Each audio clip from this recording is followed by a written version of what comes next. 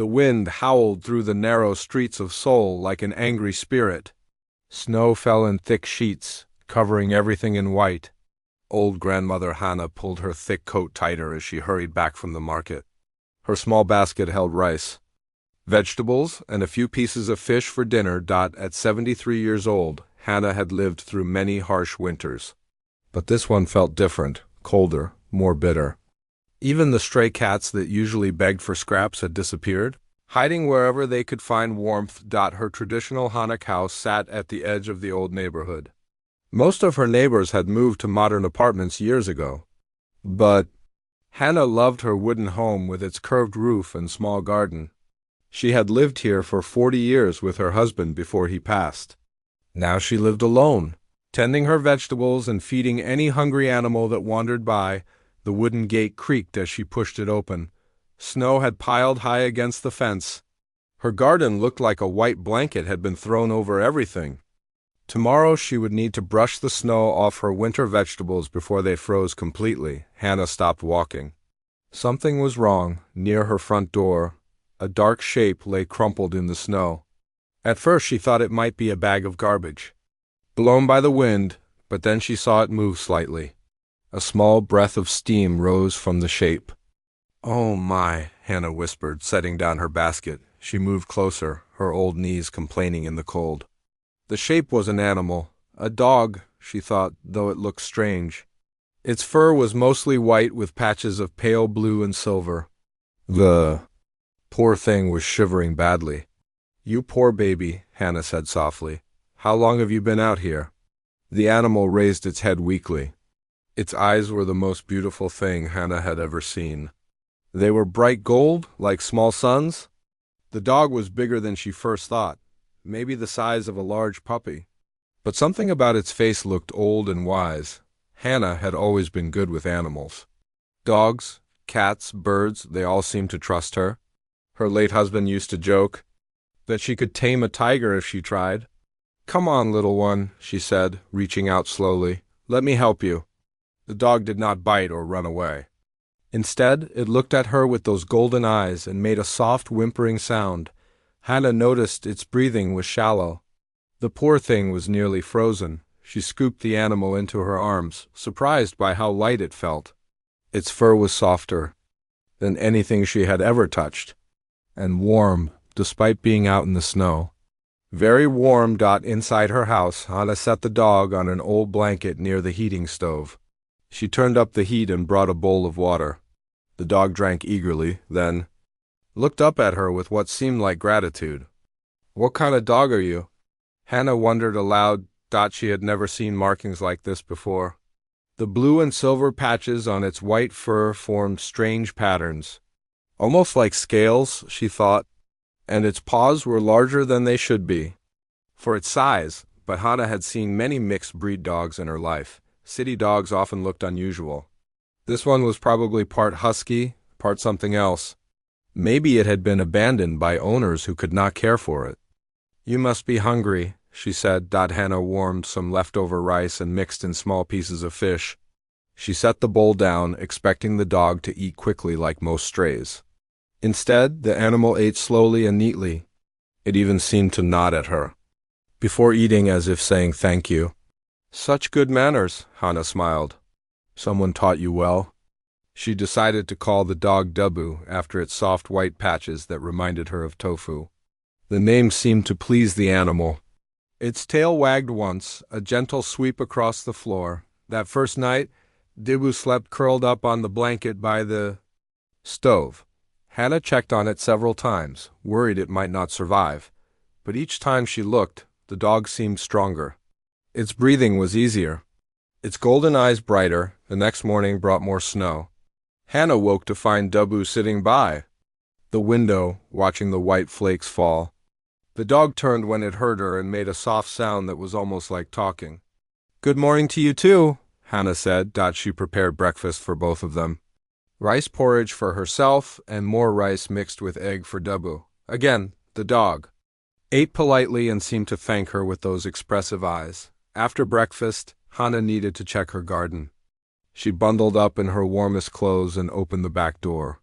Dabu followed her outside, Moving carefully through the deep snow in the garden, Hannah brushed snow off her winter cabbage and radishes. She was surprised to find that the vegetables near where Dubbu walked looked healthier than the others. Greener, as if the cold had not touched them at all. "You must be my good luck charm," she told the dog Dot. "You seem to understand."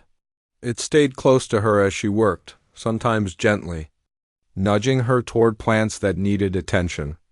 The dog appeared to know which vegetables were ready to harvest and which ones needed more time. Over the next few days, Dubbu proved to be the smartest dog Hannah had ever known. It learned the layout of the house immediately. It never made messes. Inside, it seemed to understand everything she said. More surprising was how the dog helped around the house. When Hannah dropped her sewing, Dubbu would carefully pick it up and bring it to her. When she cooked, the dog would sit nearby, and somehow the pots never boiled over or burned. The neighbors began to notice her unusual pet. "What kind of dog is that?" asked Minji from next door. The younger woman peered over the fence with curious eyes. "Just a mixed breed," Hannah replied. "I found it in the snow. It looks strange to me," Minji said. "Those markings are not normal, and it is getting very big." Very fast. This was true. In just 1 week, Dubbu had grown noticeably larger, but Hannah was not worried. The dog had probably been underfed before she found it. Good food and warmth were helping it reach its proper size. "All strays look odd until they are healthy," Hannah said Dot, but privately she was beginning to wonder about her new companion. Sometimes she caught Dubbu staring at the sky with an expression of longing, and twice she could have sworn she saw small sparks come from its mouth when it yawned. Still, the dog was gentle and loving. It followed her everywhere and seemed to understand her moods. When she felt sad thinking about her late husband, Dubbu would rest its head on her lap. When she laughed at something on television, the dog appeared to smile too. 3 weeks after finding Dubbu, Hannah realized she had not felt lonely once. The house felt alive again, full of warmth and companionship. She had no idea that her act of kindness had just changed the fate of Earth forever. 3 months had passed since Hannah found Dubbu in the snow. Spring was coming to Seoul, and her garden was full of life again. But the biggest change was not in her plants. It was in her dog. Dubbu had grown much larger than any normal dog should. The creature now stood as tall as Hannah's waist when sitting. Its white fur with blue and silver patches had become more vibrant. The golden eyes seemed to glow brighter each day. Hannah told herself that Dubbu was just a late bloomer. Some dogs grew, slowly at first, then quickly later. She had seen this before with other animals. What mattered was that her companion was healthy and happy. The dog had learned to help with many household tasks. It could open doors by turning the handles with its mouth. When Hannah hung laundry, Dubbu would hand her clothespins one by one. The creature seemed to understand Korean perfectly and followed complex instructions without confusion. "Dubbu, please bring me the watering can from the shed," Hannah would say. The dog would trot off and return with exactly what she asked for. The neighbors had mixed feelings about the unusual pet. "That thing is getting too big," complained old Mr. Woodgen from across the street. "Dogs should not grow that large. Something is wrong with it." But Mrs. Sumbach from 2 houses down disagreed. "Look how well behaved it is," she said. "And have you seen how beautiful Hannah's garden looks this year? That dog brings good luck." This was true. Hannah's vegetables were the largest and healthiest in the neighborhood. Her tomatoes were deep red and perfectly round. Her peppers grew in abundance. Even her herbs seemed more fragrant than usual. What Hannah did not tell anyone was that her heating bills had dropped to almost nothing. Dubbu's body gave off so much warmth that her small house stayed comfortable even on cold days. She had also noticed that small objects sometimes moved by themselves. When the dog was excited or playful on this particular spring morning, Hannah was working in her front garden when Minji came by for one of her regular visits. Minji was 10 years younger than Hannah and considered herself an expert on everything.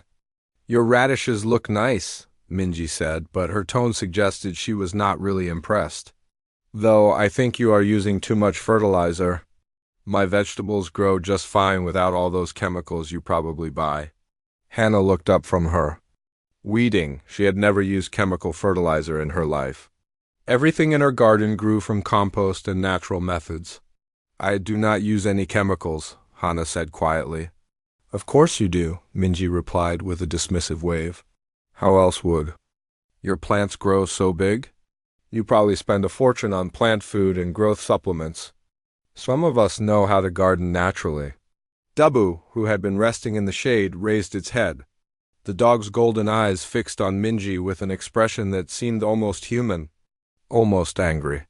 And another thing, Minji continued, warming to her subject. You should not let that monster of yours run free. It could hurt someone. Dogs that size are dangerous. You are too old to control it properly. Hannah felt her cheeks flush with embarrassment and anger. She had gardened for 40 years without help from anyone. Her methods were passed down from her mother and grandmother, and Dabu had never shown aggression toward any person or animal. Dabu is very gentle, Hannah said, trying to keep her voice calm. It would never hurt anyone. Ha, Minji laughed mockingly. That creature is not even a proper dog. Look at those weird markings. And its eyes glow like some kind of demon. You probably picked up some diseased stray that will bite someone eventually. Dabu stood up slowly. The dog's fur seemed to shimmer in the sunlight. Its golden eyes were brighter than Hannah had ever seen them. The creature took one step toward Minji, then another. See? Minji said, backing away slightly. It is aggressive. You should have it put down before it attacks someone. That was when Dabu barked for the first time. The sound was nothing like a dog's bark. It was deep and resonant, like thunder rolling across mountains. The ground beneath their feet trembled.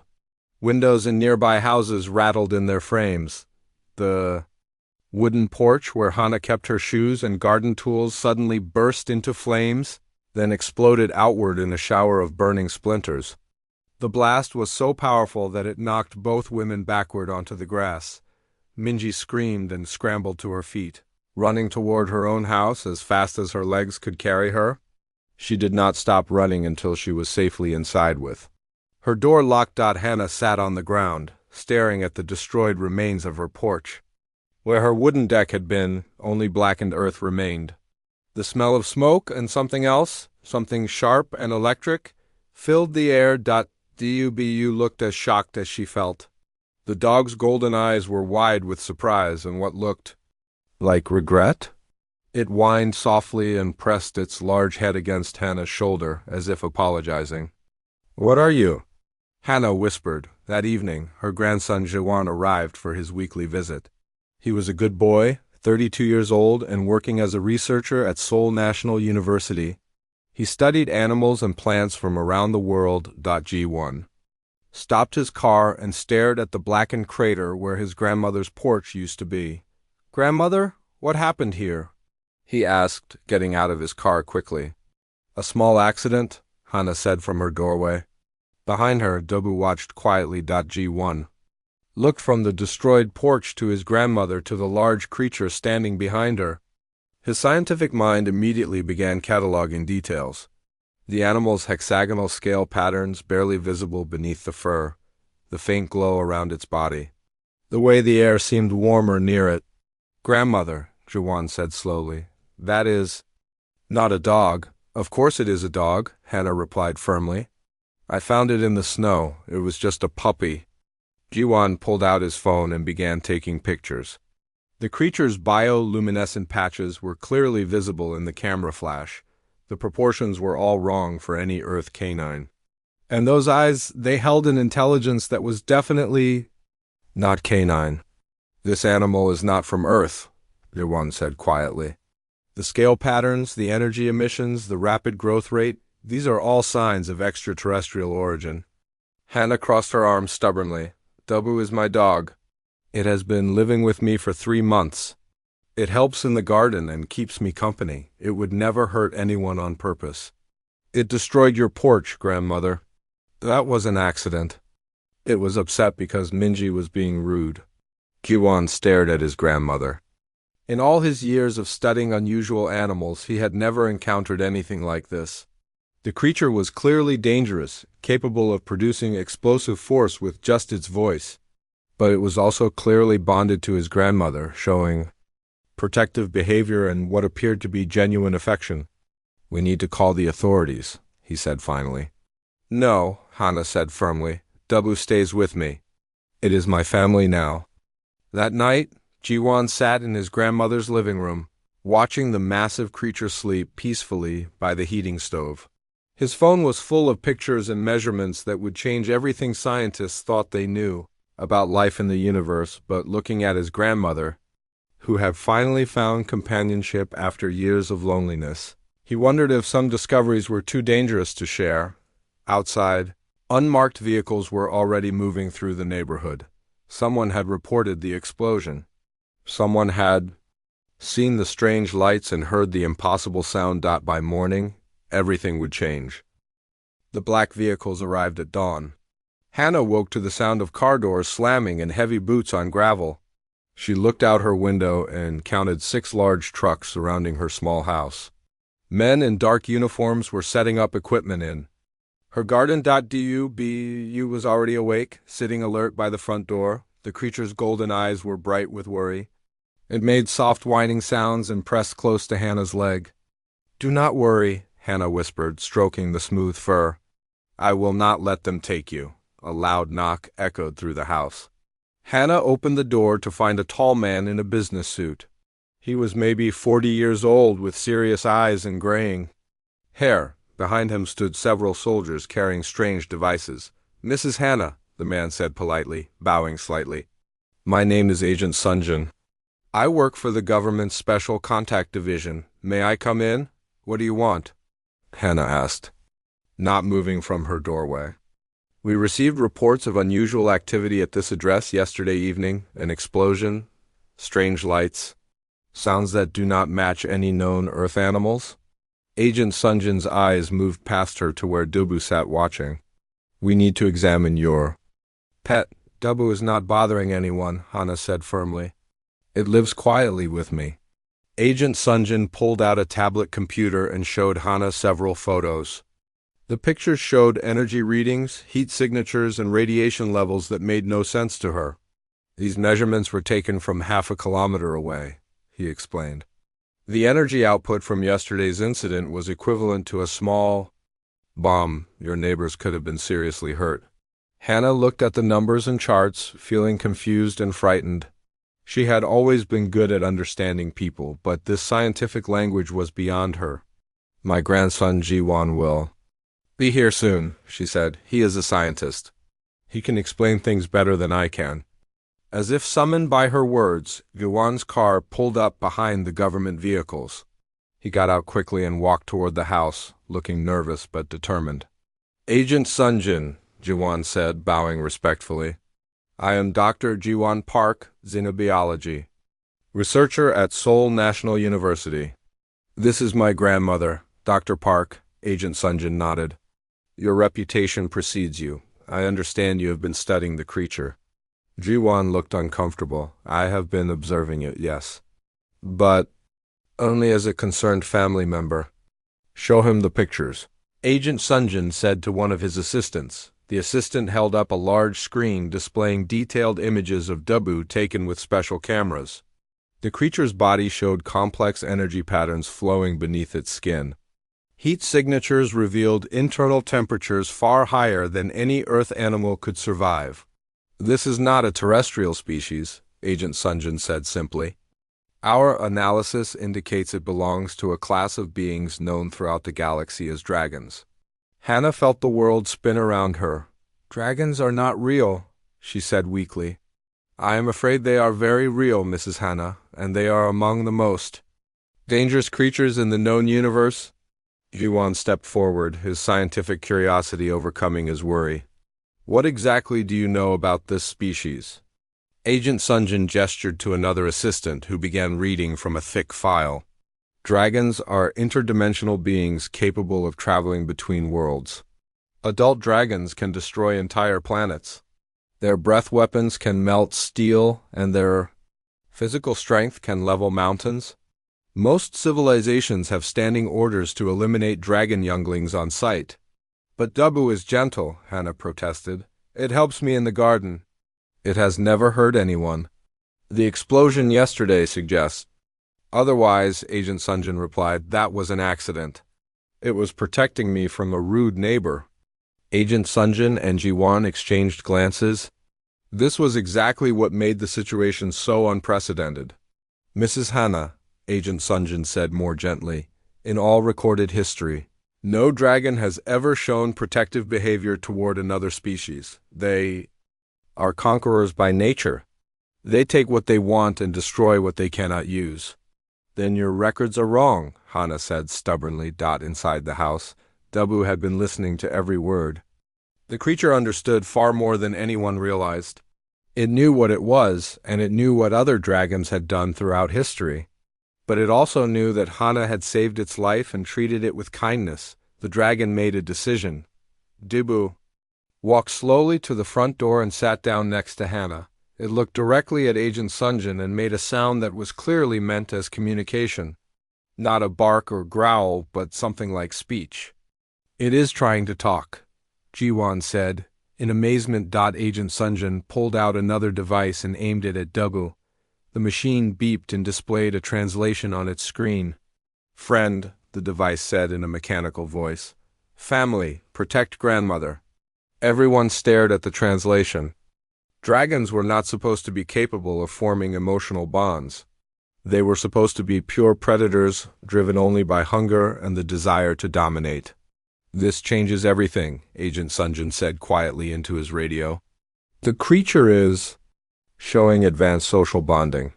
Request immediate consultation with Zenup psychology team. Over the next hour, more vehicles arrived. Scientists, military officials, and government representatives filled Hannah's small garden. They set up computers and scanning equipment. All focused on studying Dubu, the dragon remained calm throughout the examination, but stayed close to Hannah. It allowed the scientists to take measurements and samples, but only when Hannah told it the procedures were safe. Dr. Myre, the head xenopsychologist, was fascinated by what she observed. The bonding appears to be genuine, she told Agent Sunjin. The creature shows all the signs of family attachment. It has learned human social behaviors and adopted human protective instincts. But it is still a dragon, Agent Sunjin replied. When it reaches full maturity, it will be capable of destroying cities.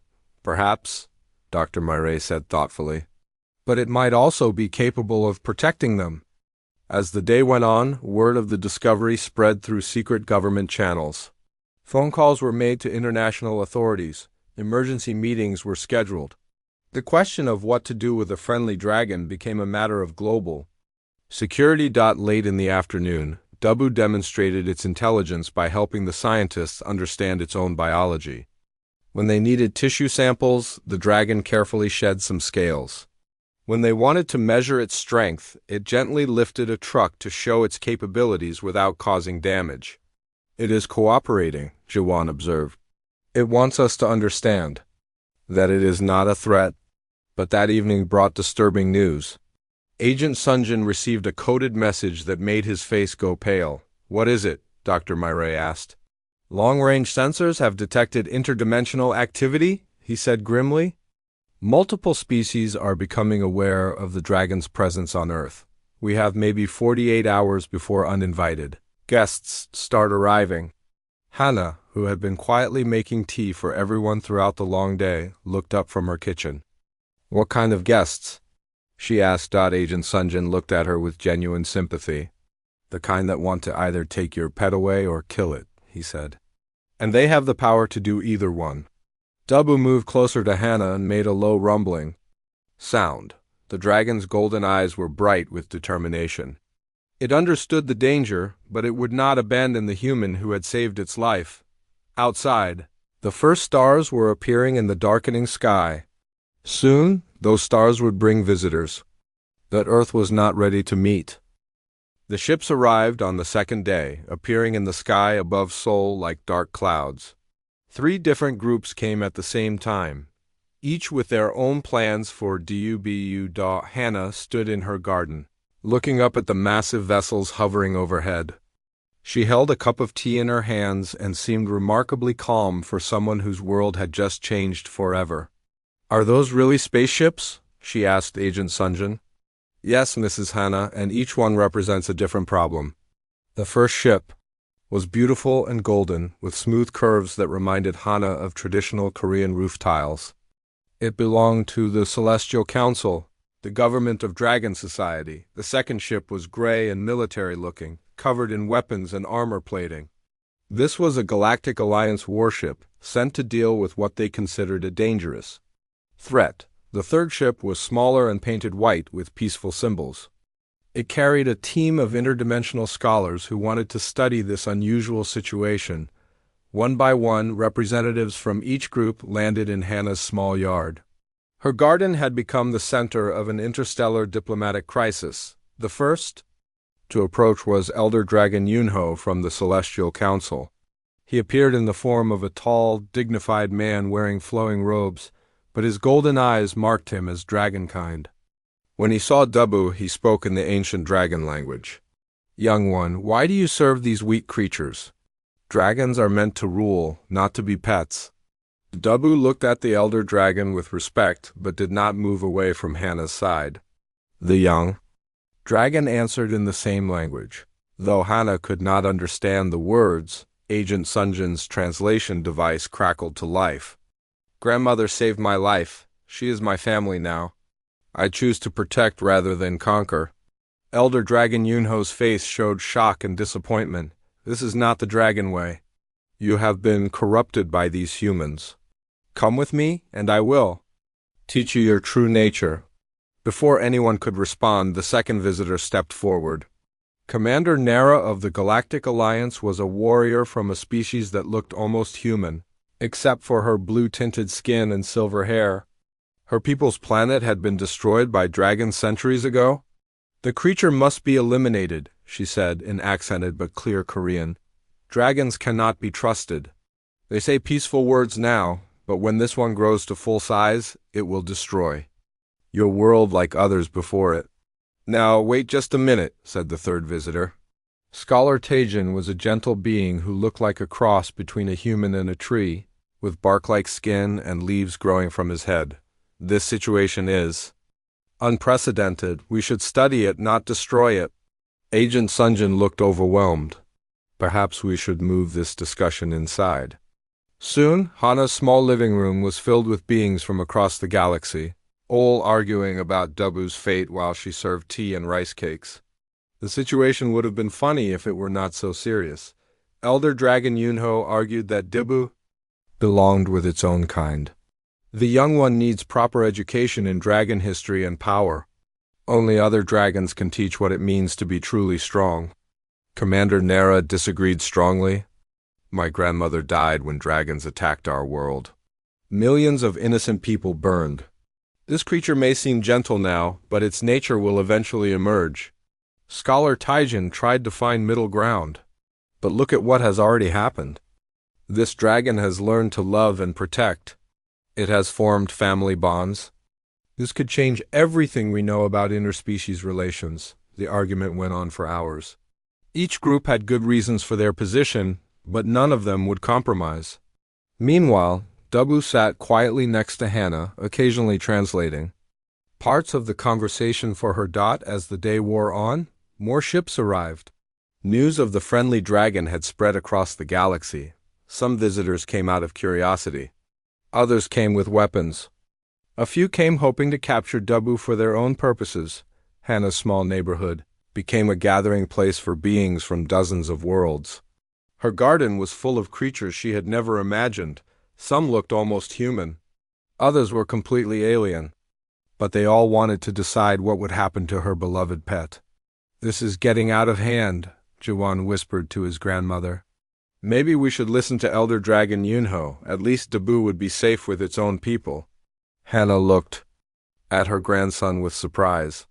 "Would you send your child to live with strangers just because they look like him?" "But grandmother, Dubu is not human. Maybe it would be happier with other dragons." Hannah turned to Dubu and asked the question directly. "Do you want to go with Elder Dragon Yunho? To learn about being a proper dragon?" Dubu looked at the elder dragon with respect, then back at Hannah. The young dragon's answer was translated for everyone to hear. I want to learn about my heritage, but I do not want to leave my family. Can I not be both dragon and human family member? This simple question silenced the entire room.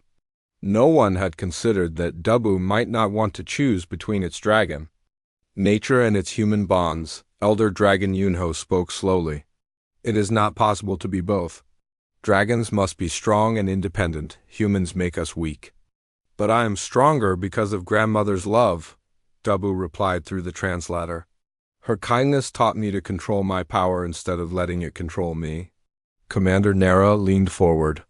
Pretty words, but what happens when your dragon instincts take over? What happens when you get angry or territorial? Dubu considered this question seriously. Then the young dragon did something that amazed everyone present.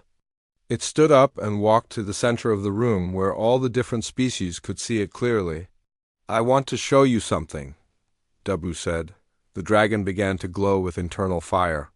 Its scales shimmered with colors that had no names. Power flowed around it like visible energy. Every being in the room could feel the immense strength contained in the young dragon's body. But instead of using that power destructively, Dubu did something beautiful. It created small flames that danced in the air like fireflies. It made the temperature in the room perfectly comfortable for every species present. It generated a soft light that made everyone feel peaceful and safe. This is what grandmother taught me, Dubu said. Power is not for taking, it is for giving. Elder Dragon Yunho stared in amazement. In all his centuries of life, he had never seen a dragon use its abilities to comfort others. Commander Nara looked troubled. Her military training told her that dragons were dangerous, but she could not deny what she was seeing. Scholar Taijin was frantically taking notes. Remarkable. The creature has developed entirely new applications for dragon abilities. It is using power-based skills for nurturing rather than domination. The room fell quiet as everyone processed what they had witnessed. A dragon choosing to serve rather than rule was difficult enough to understand. But a dragon that had learned to use its terrible power for kindness was something none of them had thought possible. Finally, Hannah stood up from her chair. The elderly woman looked around the room at all the powerful beings who had come to decide her pet's fate. I think, she said quietly, that you are all missing the point. All eyes turned to Hannah as she stood in the middle of her living room, surrounded by beings from across the galaxy. The elderly woman looked very small next to the powerful aliens, but her voice was steady and clear. You are all treating Dubu like a problem to solve, she said. But Dubu is not a problem. Dubu is a young being trying to find its place in the universe. Elder Dragon Yunho started to speak, but Hannah held up her hand. Please let me finish.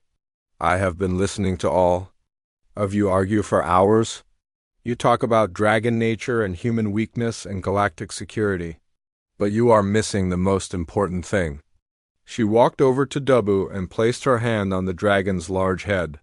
This young one does not have to choose between being a dragon and being part of a human family. It can be both. Commander Nara shook her head. That is impossible. Dragons are either wild or domesticated. There is no middle ground. You are wrong, Hannah said firmly. I raised 3 children and helped raise 8 grandchildren. I know something about young ones trying to find their identity. She turned to Elder Dragon Yunho. You want to teach Dubu about dragon history and power. That is good. Every young being should know about its heritage. Then she looked at Scholar Taijin. You want to study how different species can live together peacefully. That is also good. The universe needs more understanding between different peoples. Finally, she faced Commander Nara. And you want to make sure Dubu never becomes a threat to innocent people. That is most important of all. Hannah walked to her kitchen and began preparing more tea, speaking as she worked. Where I come from, we have a saying, it takes a village to raise a child. Maybe it takes a galaxy to raise a dragon. What do you mean? Scholar Taijin asked, leaning forward with interest. Dubu should learn from all of you, Hannah explained. Elder Dragon Yunho can teach about dragon history and how to control great power. Scholar Taijin can provide lessons about different cultures and peaceful cooperation. Commander Nara can share military discipline and the responsibility that comes with strength. She poured tea for everyone, including cups specially designed for non-human visitors. And I will continue teaching what I have always taught. How to be kind, how to put family first, how to use strength to protect rather than destroy. The room was silent as everyone considered this unusual proposal. Finally, Elder Dragon Yunho spoke. This has never been attempted before. Dragons learn from other dragons. It is our way. And look how well that has worked, Hannah replied gently. How many worlds have been destroyed by dragons who only learned the old ways? Commander Nara's face was troubled. Even if the education works, what happens when this dragon reaches full size? Adult dragons are planet killers. The temptation to use that power might become too strong. Dabu had been listening quietly to the entire conversation. Now the young dragon stood up and walked to the center of the room again. May I speak? Dabu asked through the translator. Everyone nodded. I understand your fears, the dragon began. I know what others of my kind have done, but I also know what grandmother has taught me. Dabu's scales began to glow with soft light. She taught me that true strength comes from protecting those who are weaker. She taught me that love is more powerful than fear. She taught me that a family is not just those who share your blood, but those who share your heart. The dragon paused, looking around the room at all the different species present. I want to make a promise to all of you, but not just words. I want to make a binding that cannot be broken. Elder Dragon Yunho's eyes widened. You speak of the great binding. That ritual has not been performed in 1,000 years. What is the great binding? Agent Sunjin asked. Scholar Taijin consulted his notes. It is an ancient dragon ceremony where they link their life force to something outside themselves. If the binding is made to a planet, the dragon cannot harm that world without destroying itself. Commander Nara sat up straighter. That would solve the security problem. But the dragon would be tied to Earth forever. I choose to be tied to Earth, Dabu said firmly. This is my home now. These are my people. I will bind my life to this world so that everyone knows I will never harm it. Hannah felt tears in her eyes. She had not asked Dabu to make such a sacrifice. But she understood why the dragon wanted to do it. Are you sure? She asked. Once you do this, you can never leave Earth. You will never see other worlds or meet other dragons. I have already seen the most beautiful world, Dabu replied. And I have met the most important being in the universe, my grandmother. Elder Dragon Yunho looked deeply moved. If you perform the great binding, I will teach you everything I know about dragon history and power control. You will be the first dragon to learn both the old ways and the new ways. Commander Nara nodded slowly. If your life is truly bound to Earth's safety, then I can support this plan. My people will provide military training to help you become a protector rather than a destroyer. Scholar Taijin was already writing excitedly. This will be the most important interspecies cooperation project in galactic history. I will document everything so other worlds can learn from this example.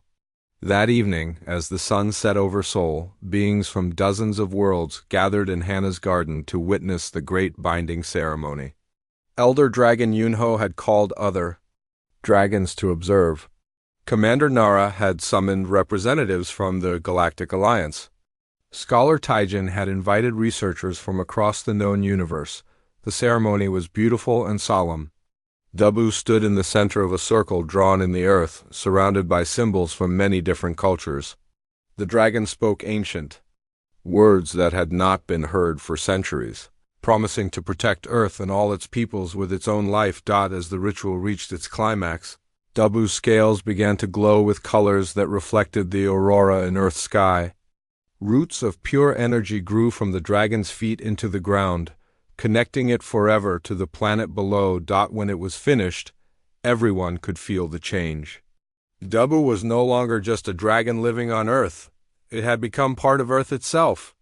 It Is done, Elder Dragon Yunho announced. The first guardian dragon in galactic history has been born. Hannah wiped tears from her eyes and hugged her beloved pet. Are you happy? She asked.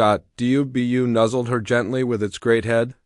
I am home, the dragon replied. In the crowd of alien observers, beings who had traveled from distant stars to witness this moment began to talk excitedly among themselves. If dragons could be taught to love and protect instead of conquer and destroy, what other possibilities existed for peace in the galaxy? The answer to that question would change the universe forever. 5 years had passed since the great binding ceremony. Hannah's small house had changed dramatically, but she was still the same kind woman who had rescued a frozen puppy from the snow. The house itself was now much larger, with additions built to accommodate visitors from across the galaxy. The front garden had been expanded into a beautiful park where beings from different worlds could meet safely. But Hannah still kept her small vegetable patch in the back, where she grew tomatoes and peppers with Dubu's help. Dubu had grown into a magnificent adult dragon as large as a small building. Its white scales with blue and silver patches gleamed like precious metals in the sunlight. The dragon's golden eyes held wisdom that came from learning about dozens of different cultures. But, despite its impressive size and power, Dubu still followed Hannah around like a devoted pet. The dragon helped her carry groceries, provided warmth on cold days, and listened patiently to her stories about the old days. On this particular morning, Hannah was in her kitchen preparing breakfast for their latest guests, 3 young beings from different worlds had come to learn about peaceful cooperation. There was Keisha, a warrior from Commander Nara's people; Bramble, a plant-like creature similar to Scholar Taijin; and Zin, a young dragon who had heard about Earth's guardian and wanted to learn the new ways. Good morning, Grandmother Hannah, Keisha said as she entered the kitchen. The blue-skinned warrior had learned to speak Korean during her 6th month. Stay. Good morning, dear, Hannah replied, stirring a pot of rice porridge. Did you sleep well? Yes, thank you. Your house is very peaceful. This was true. Hannah's home had become known throughout the galaxy as a place of healing and learning. Beings who had suffered from war, loneliness, or fear came here to find hope. Again, Bramble rustled into the kitchen, his leaf-covered head bright green in the morning light. The sunrise was beautiful today. I absorbed much good energy. That is wonderful, Hannah said, setting out bowls for breakfast. Dubu watered your roots while you slept. I hope that was helpful.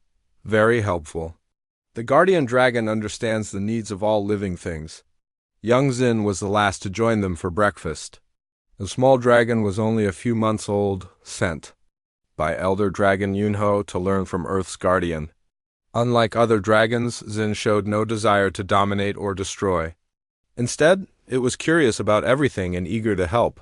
Can I help serve breakfast, Grandmother Hannah? Zin asked politely. Of course, little one. As they shared their morning meal, Hannah reflected on how much had changed. Her house had become an unofficial embassy for peaceful beings from across the galaxy. Every week brought new visitors wanting to learn about the cooperation between humans and dragons. Some came as students like their current guests. Others came as ambassadors hoping to establish trade or cultural exchanges with Earth. A few came as refugees, seeking shelter from wars or disasters on their homeworlds. All of them were welcomed by Hannah with tea, food, and the kind of motherly care that seemed to heal even the deepest wounds. After breakfast, it was time for the daily lessons. Elder Dragon Yunho appeared in his human form to teach about dragon history and power control. His lessons had changed over the years, focusing more on wisdom and restraint than on dominance and conquest. Today we will practice precision, he announced to his students. True power is not about how much force you can create, but how carefully you can control it.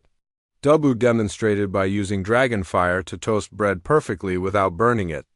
The heat was so precisely controlled that it warmed the bread evenly while leaving Hannah's hand completely comfortable just inches away.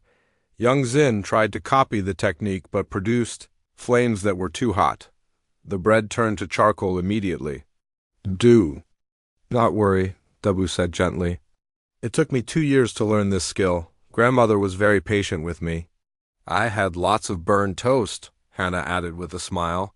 Making everyone laugh. In the afternoon, Commander Nara arrived for military training. She had established a permanent office on Earth and now trained beings from peaceful species in defensive techniques.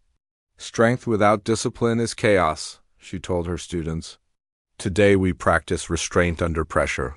She set up scenarios where the students had to protect innocent beings without causing unnecessary harm to attackers. Dabu excelled at these exercises, using precisely the right amount of force to stop threats without causing permanent damage. Keisha, despite being naturally aggressive like all her people, had learned to fight defensively. She could disable opponents without seriously injuring them, a skill that had earned her respect throughout the galaxy. In the evening, Scholar Taijin led discussions about interspecies cooperation. His research on Earth's guardian dragon had become required reading at universities across dozens of worlds. The key insight, he explained to his students, is that different species can learn from each other without losing their own identity. Dabu is still fully a dragon, but also fully a member of human society. Bramble raised a branch-like arm. How do we know when cooperation is working correctly? Look around you, Scholar Taijin replied. 5 years ago, most of your species would have been enemies. Now you share meals and learn from each other. That is how we know.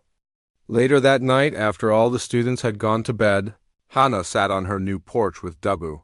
The dragon had built this porch to replace the one destroyed by its first bark, using controlled fire to shape the wood with incredible precision. Are you happy with how things have turned out? Hana asked her beloved companion. Dubu considered the question seriously. I miss being small enough to sleep by your feet, the dragon admitted, but I am proud of what we have built together. In the distance, they could see the lights of Seoul, now one of the most cosmopolitan cities in the galaxy. Beings from dozens of worlds lived and worked there peacefully, following the example set by an elderly woman and her pet dragon. Do you ever regret the choice you made? Hana asked. Binding yourself to Earth forever? Never, Dabu replied immediately. Earth is my home, you are my family.